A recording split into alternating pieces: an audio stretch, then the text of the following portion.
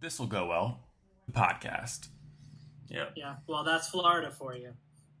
But then, like a couple hours later, it'll be like sunshiny, and you'll be ready to go to like Disney or something. Yeah, that's the hope. It's so funny you immediately bring up Disney.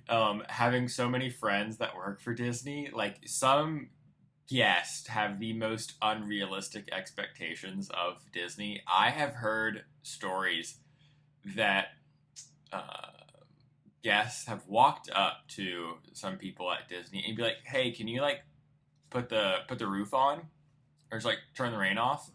And like people legitimately think like Disney has the ability to like put a bubble over their like entire parks to block out the rain, or it's like just actually all indoors and they can just turn the rain off. And it's like, are you kidding me? But yeah, That reminds me of did you ever see the movie The Truman Show? no. So it's like an older like Jim Carrey movie, and basically he's like the main character of this reality TV show, but he lives in this bubble world where everything is fabricated. Nothing is real, but the rain is turned on. Oh, that's funny. Oh, he's getting upset. Let's make it pour harder. All right, now make the sun come out. So it's funny. Like, yeah, I guess like the people just think that it's that type of place. I'll have to watch that.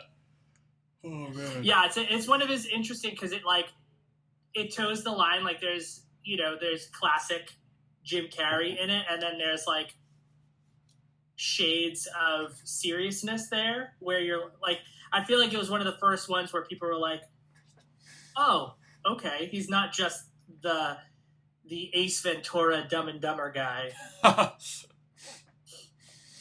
right. All right, so you mentioned getting into concerts in this podcast because I think it's an area of our lives that are probably like the farthest apart. Yeah, I think so. And I mean, obviously, like you just went, so it's like so there for you. And again, like I find it so interesting that this is like your second concert in your life. Yeah, like growing up, my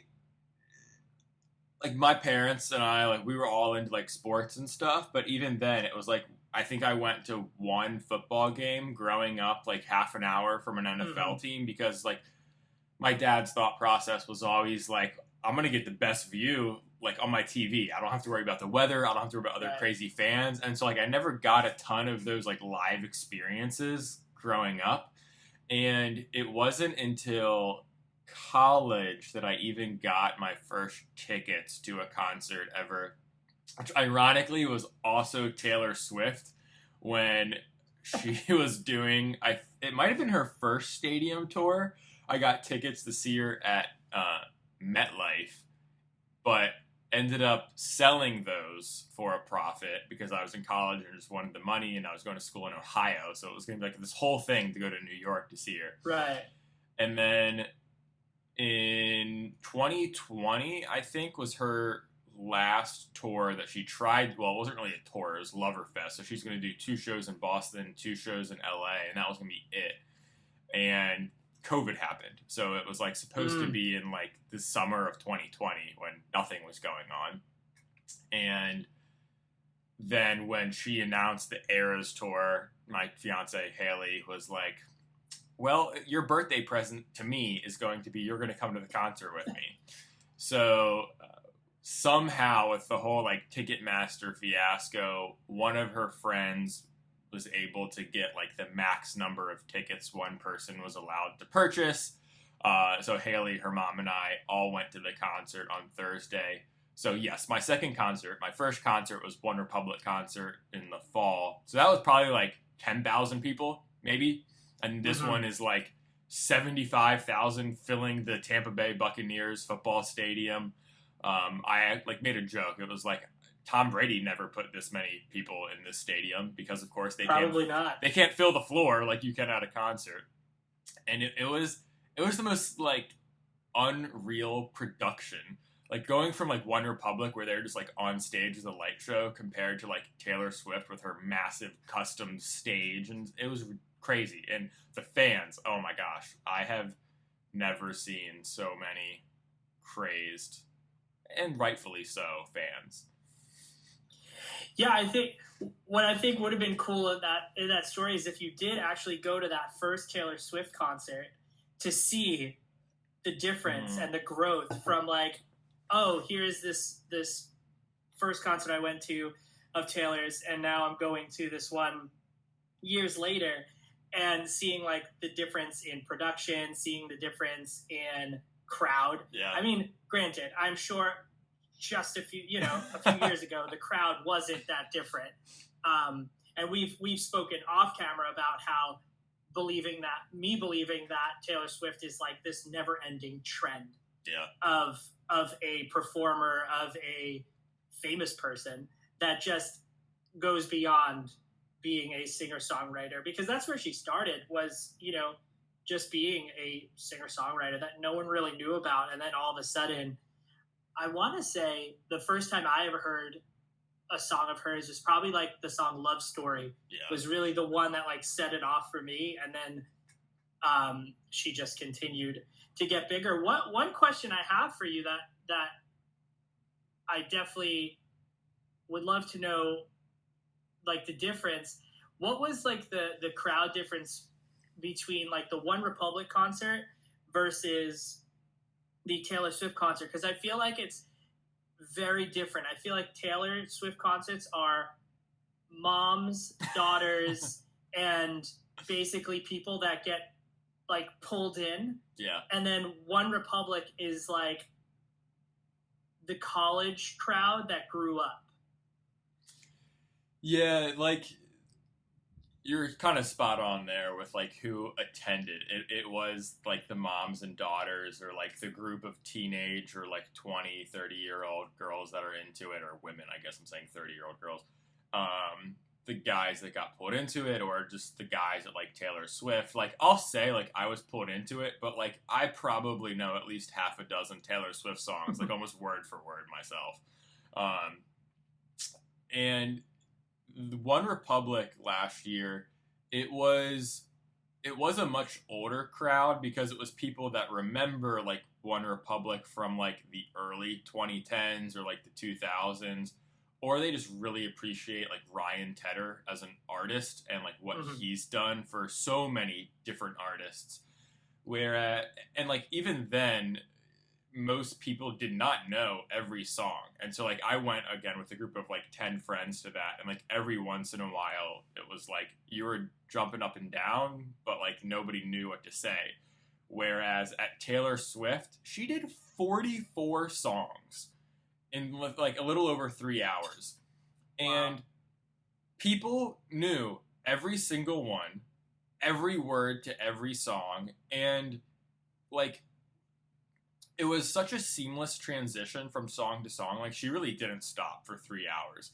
And the second the first like 2 seconds of audio of the next song would play, girls would just scream because they immediately knew, oh my God, this is Love Story or Blank Space, just off like 2 seconds of instrumental audio. And like, so it's a little bit of like the One Republic was really for Ryan Tedder. It was like the appreciation of what he can do in songwriting and what he's done for so many artists. Whereas like Taylor Swift, it's just this like absolute obsession with like who she is as a badass woman, the music that she's made. Yeah, I definitely think she's gone beyond music at this point. She is like a role model. She's like a cultural phenomenon. Like she just exceeds all of those things that people who stay in kind of the music business and that's their thing, where Taylor has just become this thing where you have the moms who grew up with it or loved her. Now it's the daughters. Now it's the daughter's daughter or son or whoever it might be. And I mean, 44 songs, 3 hours of music, and the way she probably makes it. Like I've never seen her live, so the way she probably makes it seem so like just seamless, like it's this well-oiled machine, and the amount of people that probably work Oh yeah. behind the scenes is probably intense. I can't imagine. I know from a lower level what it takes to put on, a show where you're going to maybe have, a couple thousand, where you don't have the amount of people working that you would for a show that's going to, go for 3 hours long and have thousands upon thousands of people in a stadium. That's not necessarily set up for a concert per Right. se. But yeah, like it's amazing to see the difference in that. And one thing that, like, when I think about, it's funny that Ryan Tedder was your first concert and now it's Taylor, because when I think about Ryan Tedder, and the interesting part about that is most of these big artists like Taylor Swift, like a Justin Bieber, whoever it is that have exceeded the that level, Ryan Tedder has been at like the doorstep of most of those artists Yeah. that are clearing these stadium tours, these arena tours. But it's also great to see someone like Ryan Tedder, who's not just this guy in a room. He's actually out there, selling 10,000 seats with One Republic. Now, he used to, I don't know if he still does he do his medley of I wrote these hits for these people at his concerts anymore? So he actually, like, that was half of the concert. Like half of it was One Republic doing their stuff, but then the other half of it was I wrote this song for Beyonce and we're gonna play a minute and a half of it and I'm gonna sing it. Or I wrote this song for Adele, we're gonna do a minute and a half of that. And so that was probably like, I want to say they did that for like 8 to 10 songs at the concert. Yeah, because I know that was like a big thing for his, and I know just recently, like, I don't know if it was him or Republic, but they had the song placement in the newest Top Gun movie. Yes, which, they played that.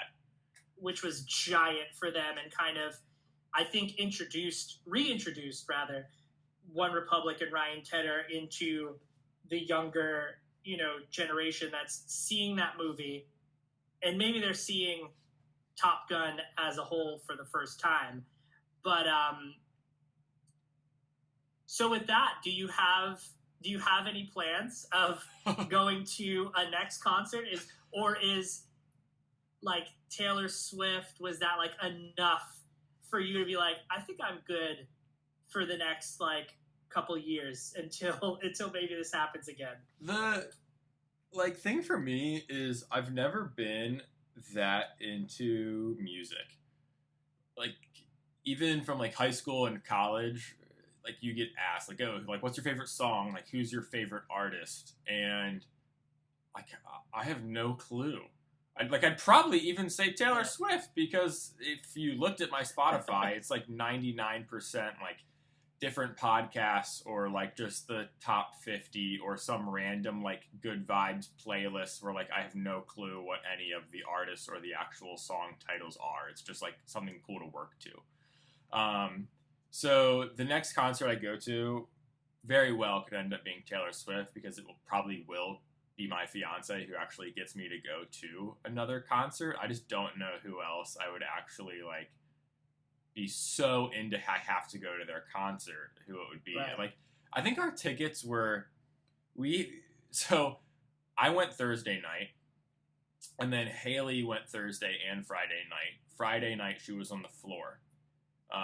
Our Thursday night tickets were like $250 to be in like kind of like the like middle-ish upper tier of the stadium, and like it was amazing, but I was also looking at the screen as much as I was actually looking at the stage, because to get like the like kind of like little nuances of like what Taylor Swift was doing, like her facial expressions and stuff, because she's very like interactive and like playing off of the crowd, but you have to look at the screen to really see all of that going on. Whereas the stuff she has on the stage, you do have to be seated that high up to actually see all of the visuals that she has. But Haley went back Friday night, was on the floor. Her videos, it looks like she's like 30 feet from Taylor Swift, but that was like a $900 ticket. And in my head, it's like there's probably no other artist like I would even be okay with myself spending $250 to go look at a screen half the time. A little Right. bit of that is probably like my dad's voice in me being like, I have just a good seat, like looking at it on the TV. But like with Taylor Swift, like it was just such a cool like show and atmosphere where like yeah, I would probably go back and go to another one of her concerts, especially because like she puts out so many songs. Or like if she does do another tour in 3 to 5 years, it'll probably be another 3 to 5 albums later. But like there's talk of like this is a 52 show US tour that she's performing for over 3 hours, 2 to 3 nights a weekend. Like, is this her like big tour before like she kind of figures out like a different type of concert for the next one several years down the road? Um, so I wouldn't be surprised if like her next tour looks very different because like all projections are like she's going to be a billionaire after this. So she could go put on like the biggest concert tour she ever wanted to, or she could be like, I'm a billionaire now. I just want to figure out like what's going to be the best thing to do for my fans because like Ticketmaster was not it for this one. Yeah, and I wonder if we'll, especially with like the latest Ticketmaster fiasco, and I mean it's never been the best, right? Like Yeah. I mean you go into it going like, oh, I'm going to spend this much. By the end of it, you're like, I didn't know I was spending $1,000. Like, why are all of these fees? It's like What Airbnb, is you this just for? get shit on with fees. Right, yeah, like Airbnb is like you go in there and you're like, sweet, I found this tree house that is $20 a day and it's gorgeous and the view is amazing. You get to the end of it and it's $5,000 a Yeah. night, and you're like, how did that? I don't understand. Why didn't they tell me that in the beginning? I wouldn't have even wasted my time. I think someone like Taylor Swift, especially someone like her, who's going to come out of this very much so in a different financial bracket, I would say. Not that she's hurting, even if she never played this tour, she wouldn't be hurting. She's doing okay for herself. But I think with an artist like her, she could definitely be someone who definitely opens the door to how the artist takes back control. And I know there's some bands and some artists that have already kind of done that in their own little way. But I think on a larger scale, who has more power than her right now? And to do something like that to those big corporations.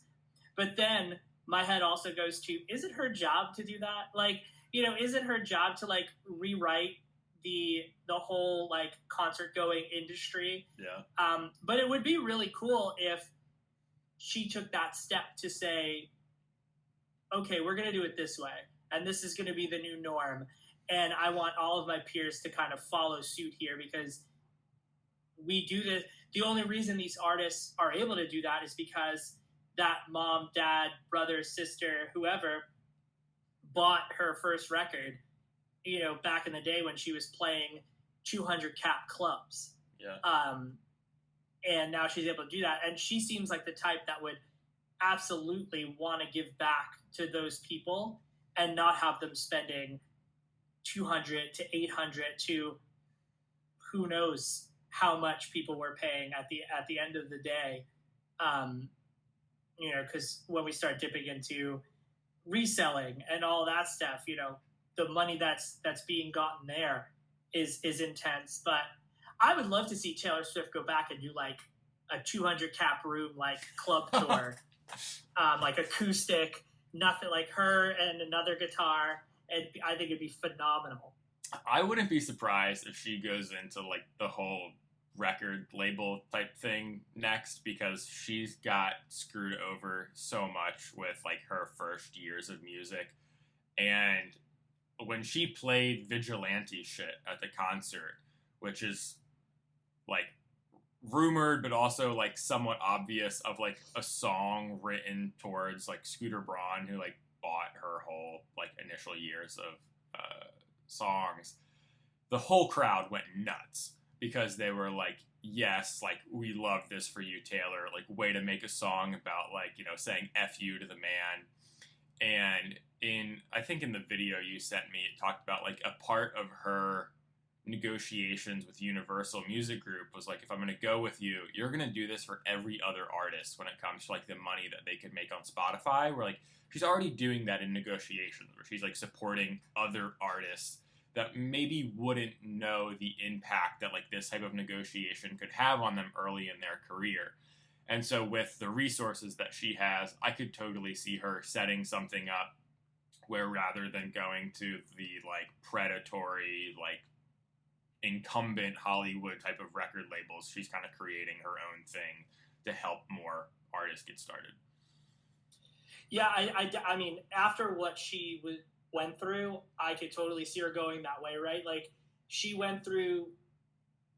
I mean, it happens every day in the music industry. We just don't know about it, see it. It's not as big as Taylor Swift. It just so happened that Taylor Swift, and then you throw in Scooter Braun, who's one of the biggest music figures, you know, in the I don't even know how many years he's been active, but you know, his claim to fame was Bieber, and then he went on to become this like mogul in music.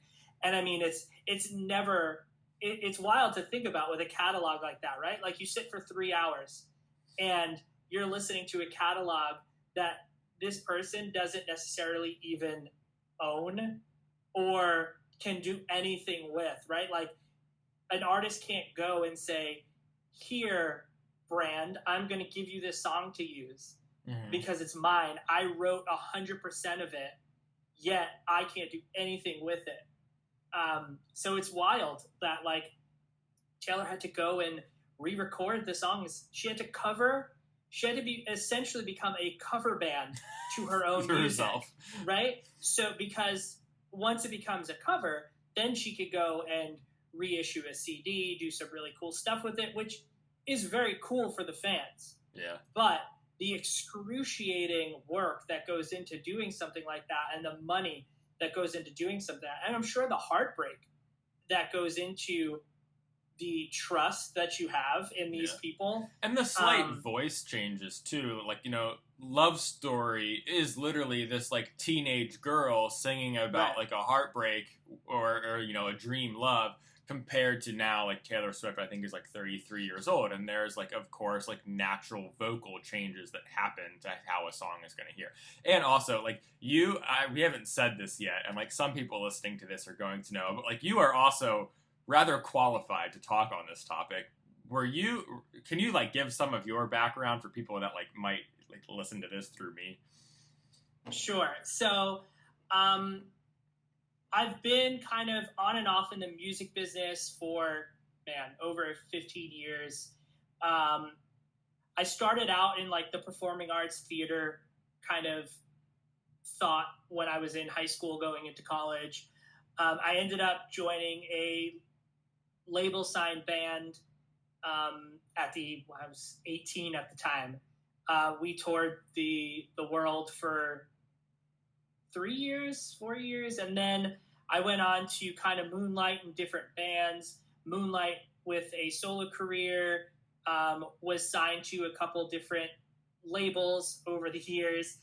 I've been in the songwriting rooms. I've been in a lot of different recording studios. So I've been in the music business. Was kind of like my first love, my first baby. So I'm when we talk about concerts, when we talk about music, when we talk about anything, like you going to 2 concerts your whole life and not being able to like pinpoint an artist or pinpoint a song is wild to me, because like I could literally tell you every musical memory that I have from like the first concert I ever went to with my dad until like the last moment I might have had in like the music industry. And it's so interesting because for me, music was such a big part of my life, and still is. You know, it still is a very big part of my life. I don't actively pursue it, but I'm definitely immersed in it. But yeah, so it's so interesting hearing you go like, music, it is what it is. Do you think your life would be any different, like when it comes to music and career, if you were like in that 18 to 20-year-old range right now, where like the opportunity to blow up on like TikTok and everything is there? Because for Taylor Swift, her opening act in Tampa this weekend was Gail. A lot of people might not like know immediately who that is, right? Just when I say Gail. But you've probably heard her song on TikTok that goes A B C D F you and your mom and so on. And so like for the first song that she did, I was like, who is this person? And then as soon as I heard that tone, I turned to Haley and I was like, oh, this girl went viral on TikTok. And then like Haley's mom found out and started looking her up, and like I saw the ladies next to me send a TikTok to like her daughter because she was probably in her 40s. So how do you think it would be for like you as an artist now if you were back where you were when you were 18 to 20? I definitely, when I first started, we were just scraping the surface of like MySpace, right? And that was like our social platform. And the one thing about my kind of genre and the type of music I was making, we were emo punk bands that were guerrilla marketing because our labels had very little money and we were out there not sleeping, walking around, and this is going to date it a little bit, but like walking around malls with a Walkman CD player and getting people to listen to our music in front of a Hot Topic and telling them like, hey, by the way, we're playing down the road. You should come check us out. Like if you like what you hear. If we were around now, like, and a lot of our bands from our era, being able to utilize something like TikTok and having songs go viral, because I even see some of old friends on there that are bands that are still doing their thing, that are on TikTok, they're killing it on TikTok, millions and millions of views. So I think it definitely would have changed the game a little bit, because you reach a wider audience and you are starting to see some of that connection. Because back in the day, you could have 1 million MySpace friends, right? And you could have a bunch of YouTube views. However, that did not translate to your concert, right? So you could have all of those views, all of those listens, and you could show up to a concert in Ohio and there'd be 10 people there. Now what we're seeing with artists that are blowing up on TikTok is that it's actually translating to live shows. People are actually coming out, and you have these artists that have never, ever in their lives put out a song.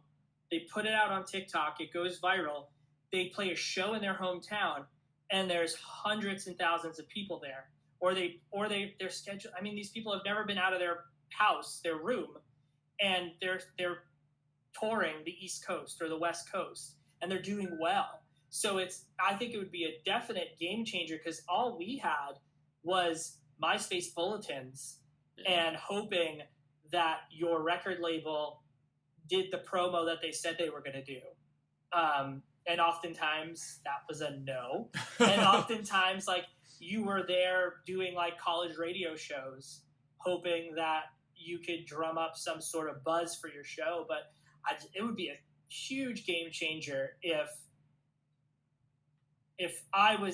me back then was here now and getting going in the music business, because like I loved being on the computer and interacting, and we had like a kind of like a blog video thing that we were doing, but it went to no one. It was on our website where people had to access it through our website. You had to know us. If we were able to take some of those videos and those pictures and put them on a platform that was made to gain views and fans, I think it would definitely be a different ballgame for sure. It's the like social media celebrity to like in real life is interesting. Like the second person that came out to open for Taylor, like Haley, her mom, and I had never heard of. And then I looked her up on Instagram, and she had 2.3 million followers, and like you would hear her switch audio all of a sudden. Like her big song, I think it's called Coffee. It's like Bia Badoobie is her name. And as soon as like the tune for Coffee started playing, a ton of people in the crowd went nuts. So it's still interesting how like even with the like internet fame, like how pocketed millions of people are. The fact that like she has millions of views, probably tens or hundreds of millions of views across like her reels and TikToks and stuff, and then it's like we all had no clue who she was. And then like your Taylor Swift, and like literally the clock says there's 4 minutes till you come out, and like people didn't stop screaming for that entire 4 minutes. Yeah, it definitely is interesting. Like, I'd love to see the behind the scenes data, and I know like. Yeah, I'm sure you have to know someone that knows someone that knows someone to get like the real like data on what the numbers look like and how they're transferring to that. I mean, good on Taylor for taking people out that like only have a couple songs, because she could easily have anyone she wanted open her show, but she's taking some of these people that have gone semi-viral or viral on TikTok, and I would assume most of her tour is probably like that. I think it's she wants to bring out people like her, right? Like Gail and Bia Badoobie are both like 18 to 20-year-old females. They're mainly just vocalists, don't have like a big crazy band behind them, and like that's who she was when she was that age. And so it's like bringing on more people, kind of like where she was at that point. Right. Yeah. And I'm even seeing it now. I don't know if it's hit your algorithm yet, but or it won't, because if your algorithm isn't based in music, you probably won't see too much of it. But the Jonas Brothers have an album coming out, and their whole marketing scheme is that they're doing videos with content creators on TikTok. So every single if you went on their thing right now, you go, oh, that's the person who does this thing. Oh, that's the guy with the sweater that dances. Oh, this is this person. So they're like capitalizing on all of that. And just recently in the UK, they played a show somewhere in the UK. I don't know what the venue was, but they brought out the one guy who, I think it's called If You Ever Want to Fall in Love, and he got popular doing like these flash mob style things where he would just start singing, and then all of a sudden he had this chorus like of 50 to 60 people in like a shopping mall start singing the song with him, and he just did that over and over everywhere he went till the algorithm picked it up and said, hey, we're onto something here. And now he's performing with the Jonas Brothers. That's and funny. Now he might be going somewhere else. And the same thing with the ABCDEFU girl, and I never heard of the second person, but I'm sure I will now as soon as we get off of here and I go on TikTok. Yeah. It'll be the first thing, but it's definitely interesting, because we were doing that sort of thing. We were doing that repetitive thing. We just didn't have the platform for it that worked. Yeah. MySpace wasn't that platform. It wasn't that kind of platform. You had to build on that thing. You didn't just like naturally, like all of a sudden a video took off and all of a sudden you saw your followers start creeping up.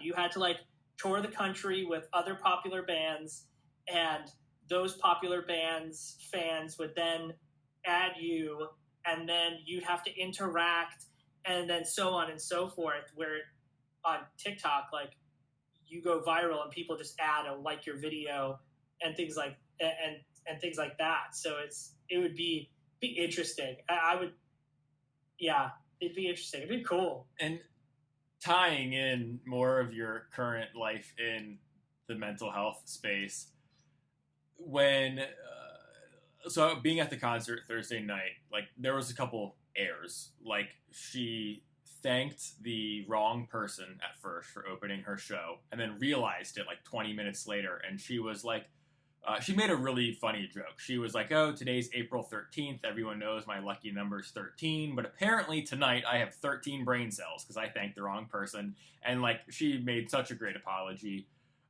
She had something like go wrong with her like mic pack.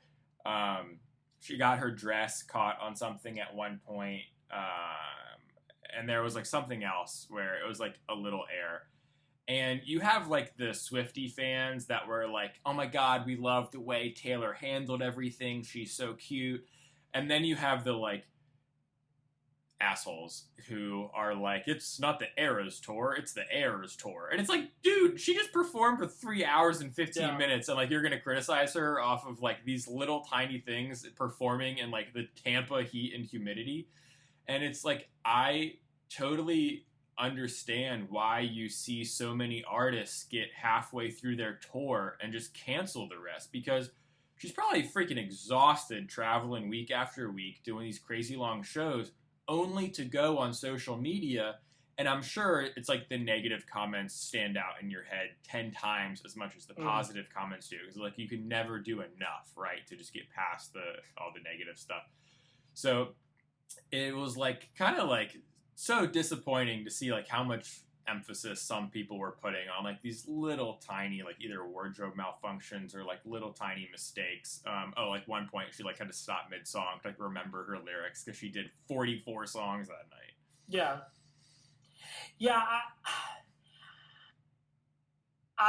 the mental health professional in me looks at it and goes like, what's going on in that person's life, right? that they're sitting there and they're like critiquing this sort of thing, or saying like, oh, she's such a big star and she's got so much money, how could she make these mistakes and how could she do this? Like, meanwhile, like you said, she's performed for 3 hours. She probably was up for like 3 days before that, and she's still coming out with a smile on her face performing for people. She doesn't have to.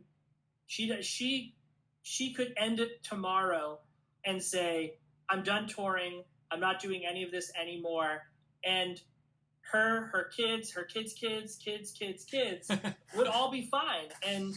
But I think people don't take that into account. They stop seeing the human and just see the brand and what people have built up around that brand. And I think that goes for anything, right? It's not just musicians, it's athletes, it's whoever might be in the spotlight. See, even CEOs, right? Like people that we see in the spotlight, the minute there's one shred of something that goes wrong, it's like, yep, we're going to attack it. We're going to press down on that because this person has this persona. And I think,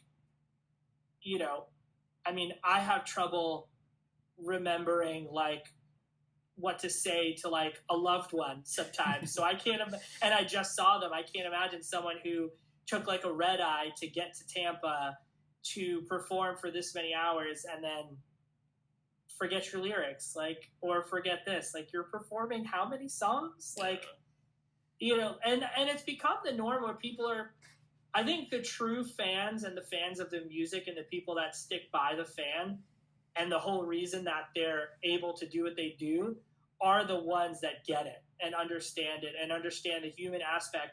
Another person who we've seen that a lot with lately in the music business has been Louis Capaldi. Yeah.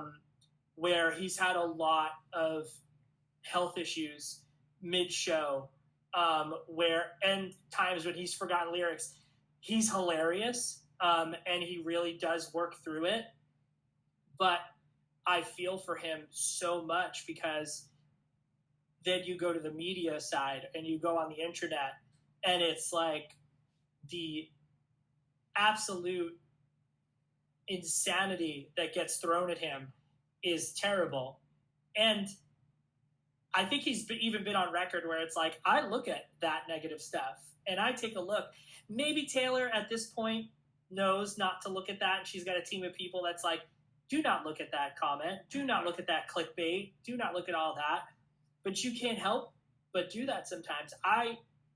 This is kind of embarrassing, but I still have like emails with like article links and different links to like negative things that were said about like my album that I recorded and even my solo stuff, because for me it was like important to get that information, because it made me see both sides, and it made me want to work harder to try and like have that person understand what I was doing and what I was trying to do with my music.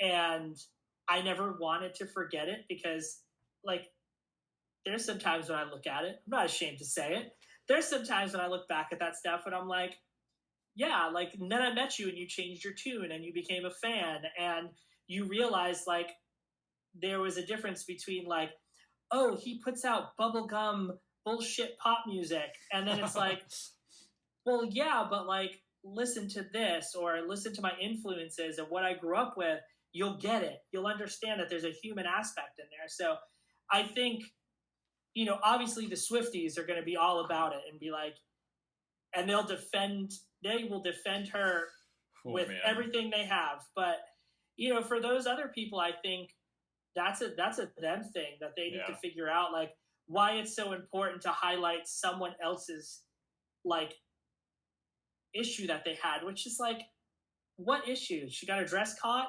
It's like a $bazillion production. How like things happen. There are machines going off that have no business being on a concert stage. Like there's all these robotics and pyro. Something is going to happen. It happens on the smallest of scales. Why wouldn't it happen on the biggest? So yeah, I think that's like more on those people. They need to figure out like what's going wrong in their life. Yeah, I have not seen that Louis Capaldi like documentary on. I think it's on Netflix, but it does. I heard it's a tough watch. I heard that there's it gets really, really emotional, and you really get to see. You get like a really good peek behind the curtain, and I've been so. I think maybe saying excited is like the wrong term for this, but like it's been really awesome to see people like him. I know Selena Gomez recently did one that was on, I think that one was on like Hulu or Apple. I don't remember which one that was on. That was a phenomenal one where like you got the peak to see like what these people go through, like especially like Selena Gomez with a lot of the body image stuff. And it's not just the fans and the media, it's her team. It's the people that they're surrounding themselves with. So I think getting a peek behind the curtain has been awesome. And I think some of those people that maybe have those views and those thoughts should watch some of those things. Yeah, very true. I saw that like Formula One has Drive to Survive, which kind of gives you that behind the scenes. I saw Netflix is going to do the same thing with like some UK track and field athletes as like a 365-day countdown to the Olympics. It is cool to see these like more behind the scenes type stuff that like social media has given us on these creators, because like 50 years ago you never would have known like what was really going on in all of these like artists' lives, because there was no way to have that foresight or like capture all of these like random like paparazzi like moments, or like some random person pulls out their phone because they see them on the street or something. Right. And I think once you give that peek behind, like one of my biggest things when I was a musician and I was touring and playing shows was I wanted to be accessible, and I wanted to be the person at the merch table. I wanted to be the person that like we were sitting at the restaurant next door and you came and you sat with us. I granted on the larger scales that changes and that's different because there's a level of safety, but like I think that's how someone like Taylor Swift and other artists have gained these lifelong fans, because a lot of these people start to see that this larger than life character isn't so different. Yeah. They have mental health issues. They have body image issues. They have family issues, right? Like they've had trauma. They've had all of these things. And you start to see yourself in that artist, and those songs become your songs. Those songs become your stories. And it becomes this kind of very powerful thing for a fan that is going to eventually be a lifelong fan and keep you there. And I know I don't know if like I'm talking about. I'm wondering if you're like I don't have any thought like that about music. Like I listen to this stuff and it's just like. Whoosh. But I think when we're talking about Swifties and people who get into the fandom, Yeah. that peek behind the curtain is what ends up making them pay $2,000 for a ticket for 3 hours because they feel like there's just like this, you know, cloud of amazingness that's there for them. I mean, you could argue that like some of these artists now, or that will come up in the next decade or two, will be the most popular artists ever. Because like you could say the Beatles, all these people historically, but their fans were never able to get this like inside look at these celebrities like we have today with social media. You didn't have the opportunity to do all of these documentaries of like the behind the scenes of tours or like the real life side of this and what all goes into everything. And then it's like you see, I saw an article, I think it was yesterday, that like Taylor Swift donated enough to feed like 125,000 people to a food bank in Tampa. Right? It's like she never brought any of that up at the concert. Like she didn't go like bloat about that. I'm sure half of that was for like tax write-offs for like making money within the state, but also like amazing that she does that and never says a thing about it herself. Like it's maybe someone from her PR team like leaked it out and now there's articles out there about it, but she wasn't the one to say, oh, I love this city and so by the way I did this before the show. Yeah.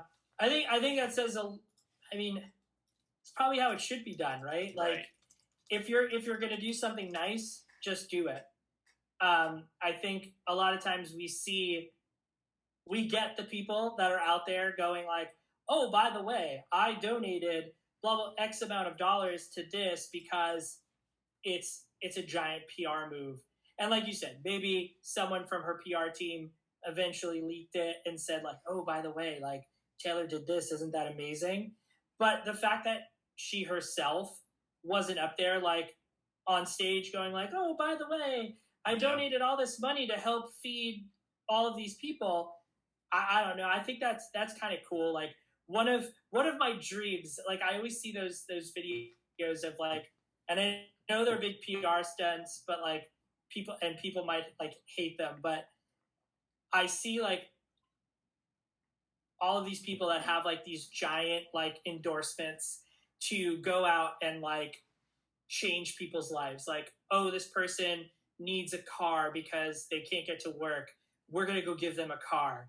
Oh, this family is going through, you know, the father's going through a sickness. He can't work. They're going to lose their house. Don't worry. We paid off your house for like the next thing. It's just like one of those things where I'm like, man, that must be like the way that must feel to see the change in someone's life right in front of you must be amazing. And I know like Taylor Swift, among other artists, are like huge with what they do for, you know, whether they go to St. Jude's, you know, and they go visit kids that are sick, or they go to, you know, a lot of celebrities do like Make-A-Wish, and they go and do that whole thing. So it's just like, it's cool when they do it. I think it's even cooler when it's not like this big publicized thing where that would lead, I think, to more like clickbait hating articles where it's like, billionaire full of herself donates money, you know, like where you would totally see that, right? Like I could see the article now. Billionaire brags about donating 0.3% of her net worth. Or like what hashtag would be trending because of that, right? And like you'd click on, you'd see like 1 million people going like, she sucks, we hate her, like her music's terrible, and then it's just like this spiral of trolls. But yeah, it's definitely cool when they do that. I definitely think you are correct. Like we are going to see some of the bigger artists that, you know, some of the ones that are capitalizing on being able to kind of connect and utilize TikTok to reach, and then utilize platforms like Netflix or whatever that are going to give them the space to tell their story. We're definitely going to see some of like these bigger artists continue to grow, and then some of these younger ones that are coming up are going to end up, I think, following suit, and we're going to start hearing a lot more about them, especially as these bigger artists are taking them along for the ride too. Yeah, that's true. But I haven't been to, I can't remember the last concert I went to, which is like funny that I'm sitting here like like getting on you, and you've probably like been to more concerts in the past. I mean, obviously like COVID like did a whole lot to that, but like it was, but I can't even tell you. I did go to a musical, so that's like somewhat of a concert. But yeah, I would definitely love to get back to going to concerts. Who would the next one be? It's actually, I'm lying to you straight to your face, because I am going to a concert at the end of April. I am lying to you, and I apologize. I am going to see, so everyone knows BTS. Yeah. They're, a South Korean boy band, essentially. They're ginormous in every part of the world. One of the members from their group is doing a 10-show tour. His name in the band is Suga, but he also goes by August D, which is his rapper solo artist name. So my wife is a giant BTS fan. My 5-year-old daughter is a giant BTS fan. And I think they're great. Another peek behind the curtain. We could dive down that rabbit hole in another episode, because the peek behind the curtain that the K-pop genre does is unbelievable. And I think they would even go above and beyond the Swiftie. If we're talking about Taylor Swift fans, I think K-pop fans go one step further. But I'm going to see him in New York at I think it's like the UBS Arena on Long Island. So that'll be fun. That's an interesting concert. I think it's going to be similar in people will not stop screaming the whole time. So I'm excited for that. I mean, definitely one that I would love to see on my, beyond that, is the Jonas Brothers, which sounds like a funny thing to say, but I think they've become phenomenal artists and phenomenal songwriters as they've gotten older, and they're just talented guys. So I would love to see them, because I think their show, they just did 5 nights on Broadway or something like that, and sold it out. They just sold out Madison Square Garden. They got a second night there. It's intense. They're an interesting group, because I feel like their target market has always been the age that I'm at, even though probably primarily female. When they first came out, when they did Camp Rock with Demi Lovato, it's everything they've done has always been very targeted towards my age group. So much so to the point that Nick Jonas, I think, performed at the University of Akron when I was there. He was our Spring Fest artist. And of course, every girl went nuts that he was going to be playing in Akron, because we're a small D1 school. How are we going to get someone big? The year before, we had one of the lesser known ASAPs. There's so many of them now. I don't even know which one it was. I had to go. That's like saying one of the Lils. Yeah, exactly. Lils and ASAPs. Yeah, and then the next year, of course, was Nick Jonas, and it was huge. But yeah, it's definitely interesting. I definitely think music has the ability to help people connect, and even if you're not the biggest music lover and the most giant, concert goer, right? I think the story to be told here is that you did go and you did get stuff out of it, whether it be from I think, would you say you getting something from it was more looking at it from a standpoint of like the business model, the like, wow, how does this machine work? I definitely left the stadium like doing like the napkin calculations of like, holy shit, there's 75,000 people in the stadium, average ticket price of like $300 a ticket, like holy 25 million on ticket fees like just tonight. And then I was looking up like how much merch revenue she made on like the Reputation tour, and it's like, yeah, no wonder she's gonna be a billionaire after this. Like, everything That's coming. one show. Yeah, that's one show out of 52 that she has planned for the US, and her website still says like the international dates are to be announced. So like who knows if that means 2024 is another like, 20 plus across Europe and the rest of the world. So it was amazing to actually like look at the business side of the industry that like isn't a businessy industry. Like my life now is like healthcare tech. Like I always look at what Haley does as like a art director for Disney, and it's like, fuck, like your job is to make stuff that looks awesome for a company whose job is to like make people happy. And then like Right. you go look at the business side of Taylor Swift, and she's been at it now for like 18 years now that she's been like really well known, and now she's gotten to the point where she can make $30 million in one night plus, because Dallas, you literally have 100,000 people in that stadium, and so you're probably talking 30-40 million just on ticket fees. And then it's like you see all of these like tech startups and venture capitalists who think they're like the hot shit, trying to make a tech company that makes like, we got to get to $10 million a year in revenue.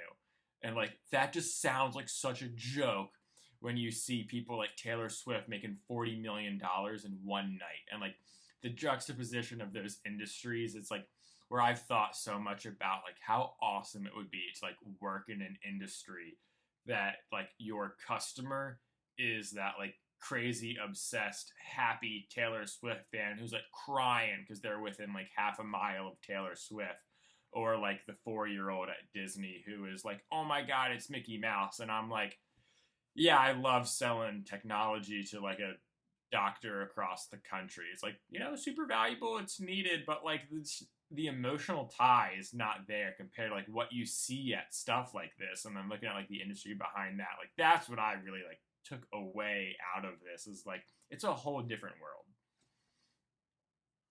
Yeah, it definitely is a whole different world. It's cool that,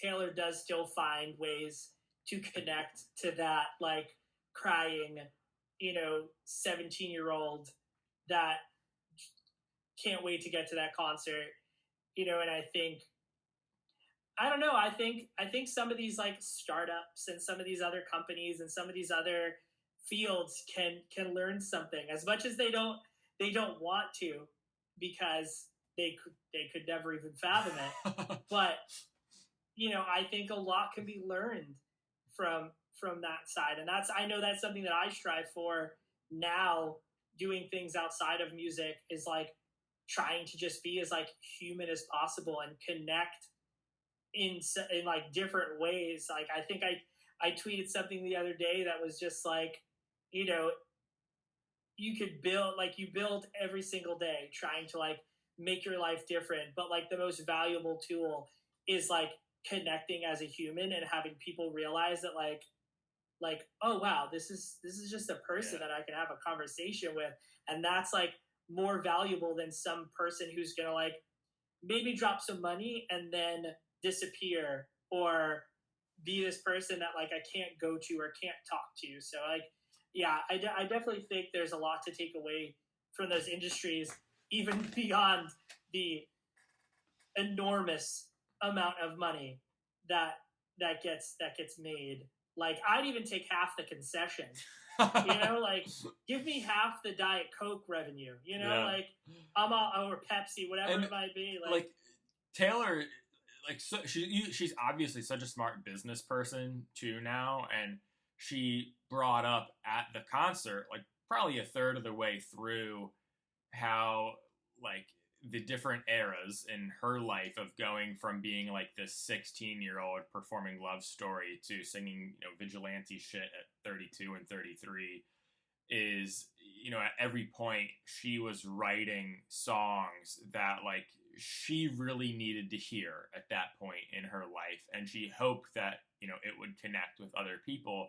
And I think that's part of like why her fan base is so obsessive, because when you hear, you're feeling 22, like how many girls play that on their 22nd birthday now? Yeah. Or they go through a breakup and their friends are playing "We Are Never Ever Ever Getting Back Together." Like it's such a relatable piece where it is that human connection that so many companies do not have. And I thought it was so interesting that the concert was basically like a costume show. Like there wasn't a single person in that stadium in a like regular outfit. Every single person attending that concert was representative of like some album from Taylor Swift or from one of the music videos. And like Haley and all of her friends were talking about it for like months prior about like what album they were going to represent. Everybody, like now the trend is like the bracelets. Have you seen that on TikTok? No. Everyone is having these like bracelet parties before the concert, and then you trade them with like people at the concert. So like Haley said "Love Story" on it, and like all of her friends had like different song names or like lyrics, like and like the bracelets you'd make it when you're like in 4th grade. But right. like everybody had them there. That's super cool, and that is the connection that gets made, right? Like it's cultural, it goes beyond anything, because you're going there. And I mean, I hope your fit, whatever you were wearing, whatever album you were representing, was very nice, and I'm sure you did a great job. It was an all black outfit for Reputation. Oh, okay, yeah. That makes sense. That would have been my choice too. Yeah. But yeah, like that. I don't know, that stuff to me is super cool. I think it adds another level to the concert experience, and it adds like another level of like, because can you imagine if Taylor Swift could put out a 4th grade bracelet on her merchandise website, right? It could be the jankiest thing ever, and she'd sell 4 million of them easy. Yeah, she'd clear it. If she did a pre-order, she'd clear them in no time. So it's one of those things where I think we're definitely seeing someone who we're going to continue to hear about for years to come. She's going to continue to kind of like change and reinvent the industry. And I think I'm excited to see where it goes. And I'm sure you, as a business, somebody who works in tech and business and things like that, it's, I'm sure you can say the same thing of like, it'll be pretty cool to see where, like, if it's this big now and this cool now, what the hell can you do next?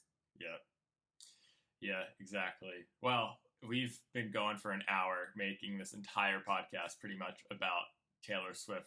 Next time we're gonna have to mix it up with some racing or like some other current events going on. Hopefully we didn't bore too many people talking about Taylor Swift the whole time. I feel like this was a good introduction into what we're not going to always be about. Yeah. But it'll sure score some brownie points with your fiance, with your first podcast episode being strictly about Taylor Swift. and she's going to be like, all the more reason to buy more tickets when she comes back. Oh, that's very true. All right. Awesome. Well, Daniel, this has been great. This is also our first podcast episode. So what's up? I'm Nick, everybody. Thanks for tuning in. I'm Danny. Thanks for checking it out. And we will see you next week. See ya.